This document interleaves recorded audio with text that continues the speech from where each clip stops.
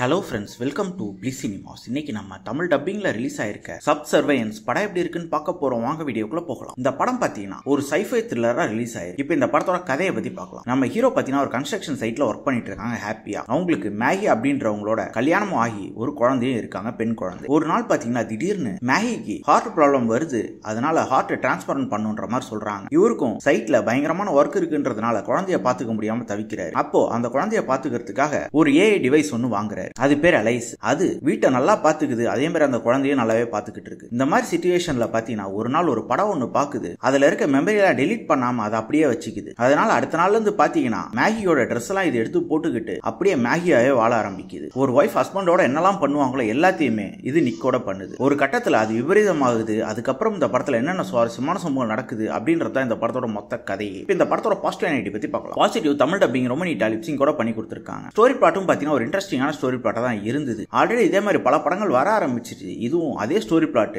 ஆனாலும் பார்க்கறதுக்கு கொஞ்சம் இன்ட்ரெஸ்டிங்காவே இருந்தது. குறிப்பா பெர்ஃபார்மன்ஸஸ் பார்க்கும்போது எல்லாருமே நல்ல பெர்ஃபார்மன்ஸே கொடுத்திருக்காங்க. ஹீரோவா இருக்கட்டும், ஹீரோயினா இருக்கட்டும், அந்த ஏஐ டிவைஸா நடிச்சிருக்கவங்களா இருக்கட்டும், எல்லாருமே ஒரு சூப்பரான பெர்ஃபார்மன்ஸே கொடுத்திருக்காங்க. கேரக்டர் ரைட்டிங் பாத்தீங்கன்னா இவங்களை ஃபாலோ பண்ணாலே இந்த படத்தை பார்த்து முடிச்சிடலாம். டெக்னிக்கலா ஸ்பெஷலும் படம் சவுண்டாவே இருக்கு. சினிமாட்டோகிராஃபி, சவுண்ட் எஃபெக்ட்ஸ், பிஜிஎம் எல்லாமே சூப்பரா பண்ணி கொடுத்திருக்காங்க. அதே மாதிரி ஏஐ டிவைஸால நமக்கு என்னென்ன ப்ராப்ளம் வரப்போகுது அப்படின்றத ரொம்ப நீட்டாவே காமிச்சிருக்காங்க இந்த படம் மூலமா. குறிப்பா ஒரு ஏஐ டிவைஸை ஃபேமிலிக்குள்ளே விடும்போது அது எந்த மாதிரி ப்ரோக்ராமிங்லாம் எடுத்துக்குது, எந்த மாதிரி விஷயத்தெல்லாம் மெமரியில ஸ்டோர் பண்ணிக்குது, அது மனுஷங்களுக்கு எப்படி ஆபத்தா முடியுதுன்ற மாதிரி ரொம்ப சூப்பராகவே கொண்டு போயிருக்காங்க. ஸ்கிரீன் பிளேஸ் பார்க்கும்போது என்னதான் இந்த போர்ஷன்லாம் நல்லாவே இருந்தாலும் ஒரு சில போர்ஷன்ஸ் பயங்கர லேக் அடிக்க தான் செய்யுது. அதனாலேயே இந்த படம் ஒரு ஒன் டைம் வாட்சபிள் படமா தான் மாறுது. அதே மாதிரி படத்துல பயங்கரமான அடல்ட் கண்டென்ட் இருக்கு. ஸோ ஃபேமிலியோட ட்ரை பண்ணாதீங்க. இன்னொரு வீடியோல சந்திக்கலாம்.